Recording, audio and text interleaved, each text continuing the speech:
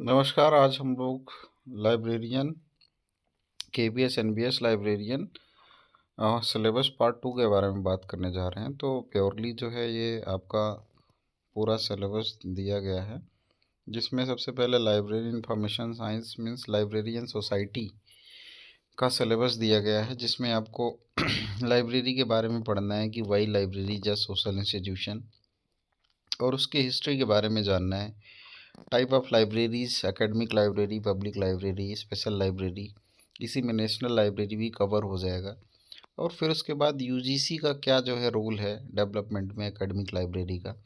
उसके बाद फिर लाइब्रेरी या फॉर्मल रोल क्या है लाइब्रेरी का फॉर्मल एजुकेशन में। और शिवाजी यूनिवर्सिटी कोल्हापुर की लाइब्रेरी के बारे में स्पेशल चर्चा इसमें करने की बात की गई है। और फिर उसके बाद दूसरे नंबर पे आते हैं कि लाइब्रेरी के जो प्रिंसिपल्स हैं लाइब्रेरी इंफॉर्मेशन साइंस के, उसके बारे में जो एस आर रंगनाथन जी ने जो है 5 लॉज दिए थे लाइब्रेरी साइंस के, उसका इम्प्लीकेशंस कहाँ हैं लाइब्रेरी में। उसके बाद हमारी लाइब्रेरी का जो है डेवलपमेंट इंडिया में कैसे हुआ, और सियाजी राव गायकवाड़ जी का जो योगदान है उसके बारे में बात करेंगे। बड़ौदा पब्लिक लाइब्रेरी सिस्टम क्या था, कैसे था, उसके बारे में बात होगी। उसके बाद फिर library cooperation, resource sharing, library networking, यहाँ पर सारे जो है नेटवर्क्स की बात की जाएगी। उसके बाद फिर जो लॉज वगैरह है, लेजिस्लेशन वगैरह जो हुए हमारे जितने भी लेजिस्लेशन है स्टेट में लागू, उसके बारे में बात करेंगे, लाइब्रेरी लेजिस्लेशन इन इंडिया। उसके बाद फिर महाराष्ट्र पब्लिक लाइब्रेरी एक्ट का पूरा जो विस्तार से ब्यौरा है कि कौन उसके हेड होते हैं, कितने जो हैं, क्या प्रोविज़न है, सेस का प्रोविज़न है नहीं है, कब पारित हुआ, ये सारी चीज़ें हम पढ़ेंगे बड़ा ही विस्तार से। उससे मेरे हिसाब से एक दो सवाल तो बन ही जाता है आराम से। बड़ा ही इम्पोर्टेंट टॉपिक है तीसरे नंबर वाला, press and registration act and delivery of books act, copyright act, intellectual property rights. ये तीसरा पॉइंट जो दिया हुआ है इतना ज़्यादा इम्पोर्टेंट है कि 3-4 क्वेश्चंस इसमें पहले जो ऑब्जेक्टिव होते थे उसमें आ ही जाते थे। लाइब्रेरी एंड इंफॉर्मेशन प्रोफेशन, कि हमारा प्रोफेशन में एट्रीब्यूशन क्या होना चाहिए, कैसे हमें बातचीत करनी है, किस तरीके से जो हमारे यूज़र हैं उनसे बात करना है, उनको कैसे हेल्प करना है, लाइब्रेरियनशिप एक प्रोफेशन के रूप में क्या है, और प्रोफेशनल इथिक्स क्या होना चाहिए एक लाइब्रेरियन का, ये सारी चीज़ों के बारे में हमें जानना है। अब ये सारे टॉपिक ऐसे हैं जो हमें डिस्क्रिप्टिव में लिखने के लिए आ सकता है कि प्रोफेशनल एथिक्स क्या है एक लाइब्रेरियन का, व्हाट इज़ लाइब्रेरियनशिप। और इसमें ये जो FID, इफ्ला, LA, ILA ये है, इनके बारे में कमेंट आ सकता है। तो ये जो है ये टॉपिक है जिसमें ऑब्जेक्टिव और डिस्क्रिप्टिव दोनों सवाल आ सकते हैं। 5वें नंबर पे हम लोग चलते हैं। तो promoters of library information services, हमारे इंडिया में जो प्रोमोटर्स हैं उनके बारे में बात की गई है। RRLF है, उसके बाद फिर यूनेस्को है। इन सब का क्या योगदान रहा है हमारे यहाँ और क्या कर रहे हैं, उसके बारे में हमें पढ़ना है। तो इनके बारे में भी थोड़ा सा छोटा छोटा कमेंट करके डिस्क्रिप्शन में आ सकता है कि यूनेस्को का क्या रोल है, लाइब्रेरी का जो है हमारे एक्सटेंशन में RRLF का क्या रोल है। तो ये सारी चीज़ें हमें विस्तार से पढ़नी पड़ेंगी इसके बारे में। फिर उसके बाद जो एक्सटेंशन एक्टिविटीज़ होते हैं, जैसे मान लीजिए कि लाइब्रेरी में क्या है, उसको आउटरीच प्रोग्राम काइंड ऑफ एक तरीके से मार्केटिंग कैसे करेंगे हम, लाइब्रेरी सेंटर में होना चाहिए, फिर लाइब्रेरी के पैम्फलेट बनाओ, लाइब्रेरी के जो है तमाम एक्टिविटीज़ ऑर्गेनाइज करवाओ, ये सारी चीज़ें उसमें आती हैं। उसके बाद हम लोग आ जाते हैं नॉलेज ऑर्गेनाइजेशन, इसका मतलब होता है क्लासिफिकेशन में, इंफॉर्मेशन प्रोसेसिंग एंड रिट्रीवल में। तो यूनिवर्स ऑफ नॉलेज, उसको कितने भागों में बांटा गया, डाइकोटमी, डेकाकोटमी, ये सब बहुत सारी चीज़ें इसमें आपको पढ़ने को मिलेंगी। फिर CCDDC, इसके बारे में आपने पढ़ना है। बिब्लियोग्राफिक डिस्क्रिप्शन और कैटलॉगिंग प्रोसेस, पर्पज, स्ट्रक्चर, सब कुछ पढ़ना है आपको। और करंट ट्रेंड क्या है, स्टैंडर्ड कोड ऑफ कैटलॉगिंग क्या है। तो कैटलॉगिंग और क्लासिफिकेशन आपको दोनों जानने को मिलेगा। नॉलेज ऑर्गेनाइजेशन के तरीके क्या हैं, फिर जनरल थ्योरी क्लासिफिकेशन की क्या है। ये मिक्स करके टॉपिक दिए हुए हैं, अलग अलग करके नहीं दिया है, या एक साथ जो है क्लासिफिकेशन दे देता फिर एक तरफ क्लास कैटलॉगिंग दे देता। उसके बाद फिर उनके प्रिंसिपल्स क्या हैं, काउ का प्रिंसिपल्स होते हैं, मतलब सीसी में अलग होता है, डीडीसी में अलग होता है, यूडीसी में अलग होता है। स्पेसीज ऑफ लाइब्रेरी क्लासिफिकेशन कितने प्रकार के हैं। फिर उसके बाद सीसी, डीडीसी, यूडीसी, ये बड़े इंपॉर्टेंट है।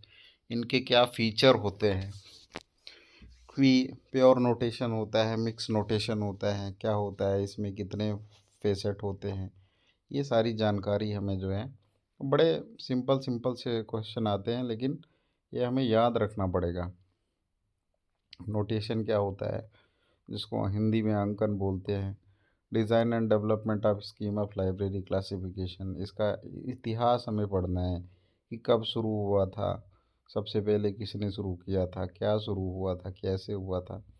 Library classification, trends in library classification, मतलब क्या क्या चीज़ें आई।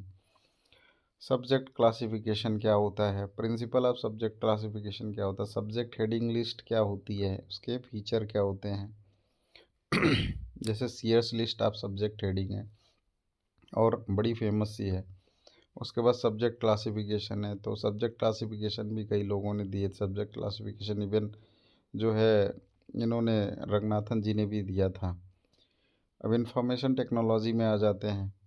तो इंफॉर्मेशन टेक्नोलॉजी क्या होती है, इसका डेफिनेशन, ज़रूरत क्या है, इसका स्कोप क्या है, ये सारी चीज़ें हमें पढ़नी है। बेसिक कंप्यूटर, तो आप कंप्यूटर की तैयारी कर ही रहे होंगे शायद पार्ट 1 के लिए, वही सारी चीज़ें इसमें भी आएंगी और अलग से कुछ नहीं आना है इसमें। सॉफ्टवेयर के बारे में थोड़ा सा पढ़ना होगा, Unix, Linux, Windows, M S DOS, ये सारी चीज़ें आप लोग पढ़ रहे होंगे। थोड़ा सा DBMS वगैरह के बारे में है, उसके बारे में थोड़ा जानकारी ले लेंगे, जैसे CDS, ISIS है, सोल है, MS एक्सेस है, क्योंकि सॉफ्टवेयर वगैरह हैं लाइब्रेरी के, तो उसके बारे में हमें जानना पड़ेगा। फिर उसके बाद मैनेजमेंट आ जाता है। तो मैनेजमेंट में ढेर सारे मैनेजमेंट थियरीज़ हैं, हेनरी फेयोल के हैं।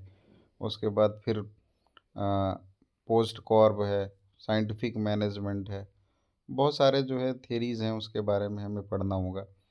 उसके बाद ह्यूमन रिसोर्स मैनेजमेंट क्या है, मोटिवेशन कैसे होता है, ग्रुप डायनेमिक्स, ट्रेनिंग डेवलपमेंट, बहुत सारी चीज़ें। अप्रेजल, फाइनेंशियल मैनेजमेंट कैसे होता है, जीरो बजटिंग कैसे होती है, PPPS क्या होता है, बजटरी कंट्रोल कैसे होगा, आउटसोर्सिंग क्या होती है, रिपोर्टिंग क्या होता है।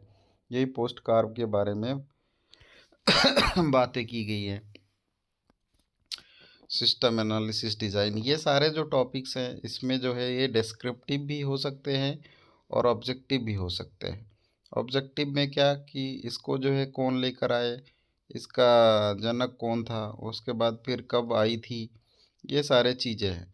डिस्क्रिप्टिव में ये इसका सिस्टम कैसे होता है, क्या चीज़ होती है, ये सारी चीज़ें डिस्क्रिप्टिव में पूछ सकते हैं।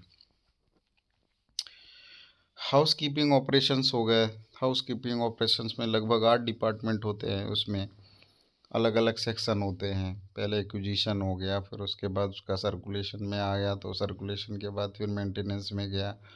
बहुत सारे, जैसे इसमें दिया हुआ है teaching, technical processing, technical processes में आपके सर्कुलेशन सेक्शन आता है सारा। क्लासिफिकेशन हो गया, उसके बाद सर्कुलेशन में गया, स्टॉक वेरिफिकेशन में गया, वैल्यूएशन, बीडिंग हुई, आर्काइविंग, कंजर्वेशन, प्रिजर्वेशन, जितने भी ढेर सारे। प्लानिंग में आते हैं। प्लानिंग का अलग से जो है मैनेजमेंट दिया हुआ है। फिर मैनेजमेंट ऑफ चेंज, चेंज कैसे होता है किसी चीज़ में, चेंज को हम लोग कैसे देखते हैं। मान लीजिए अभी चेंज हो रहा है लाइब्रेरीज़ में, तो वो कैसे उसको हम मैनेज करेंगे, कैसे पता करेंगे और कैसे अप्लाई करेंगे चेंज को।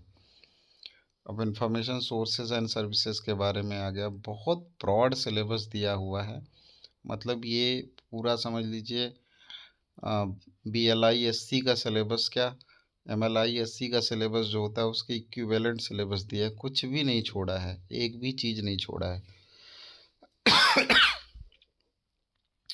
Reference and information source, documentary source, nature characteristic, utility evaluation, बहुत सारी चीज़ें इसमें जो है आपको जो कैटेगराइजेशन रंगनाथन जी के द्वारा दिया गया है या फिर बहुत सारे जो महानुभाव हैं उनके द्वारा कैटेगराइजेशन दिया है उसके बारे में पूछा जाएगा। जैसे जो है सर्विसेज के बारे में पूछा जाएगा, CDS, SDI, कैश, SDI।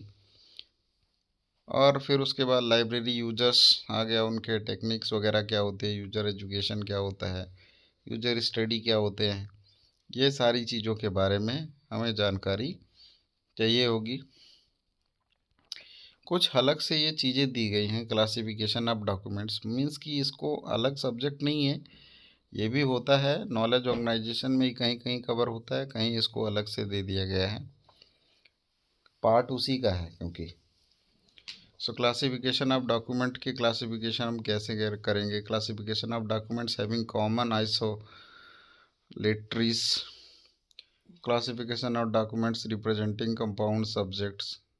तो इसमें बहुत सारी चीज़ें, असाइनमेंट ऑफ बुक नंबर कैसे असाइन करेंगे, कैटलॉगिंग ऑफ डॉक्यूमेंट, ये तो बहुत सारी चीज़ें दी गई हैं। इंफॉर्मेशन टेक्नोलॉजी बेसिक क्या है, इंफॉर्मेशन सोर्सेस एंड सर्विसेज क्या है, लाइब्रेरी एंड यूजर्स क्या चीज़ें हैं। तो इतना सब कुछ हमें पढ़ना है। फिर भी अगर किसी ने एक बार पढ़ा हुआ है तो उसके लिए बस रिवीजन मात्र है, लेकिन अगर किसी ने नहीं पढ़ा है, कहने का मतलब है कि अगर आपने डिस्टेंस से किया है तो आपको बहुत पढ़ना पड़ेगा। यकीन मानिए, आप भले पार्ट 1 पास कर ले रहे हैं लेकिन पार्ट 2 के लिए बहुत ज़्यादा मेहनत करनी पड़ेगी। मैं कोशिश करूँगा कि आपका रिवीजन करवाऊँ, और ये भी कोशिश करूँगा अगर आपने अच्छे से नहीं पढ़ा है तो आपकी तैयारी भी अच्छे से करवा पाऊँगा मैं। मेरी यही कोशिश रहेगी। 2 महीने लगातार ये क्लासेस चलती रहेंगी।